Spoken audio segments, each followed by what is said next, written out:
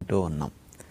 ఈ బియ్యం రాకపూర్వం మన పూర్వీకులందరికీ ప్రధాన ఆహారాలు సజ్జలు, రాగులు, జొన్నలే. ఈ 3 ప్రధాన ఆహారాలుగా ఉండేవి. ఇవన్నీ బియ్యం వచ్చేసరికి ఆ బియ్యానికి ఉండే అంటుకొని గుణం, జిగురు లేకుండా పొడి పొడిలాడుతూ సగం మెతుకులుగా మంచిగా ఉండటానికి తినటానికి అలవాటు పడి మనం ఇప్పుడు సజ్జలను ఇట్లాంటి వాటన్నిటిని పక్కన పెట్టేశాం. సజ్జ అన్నం అనేది చాలా మంచిది. సజ్జ రొట్టెలు, సజ్జలతో టిఫిన్లు కానీ అన్నీ పూర్వం రోజులు చేసేవారు.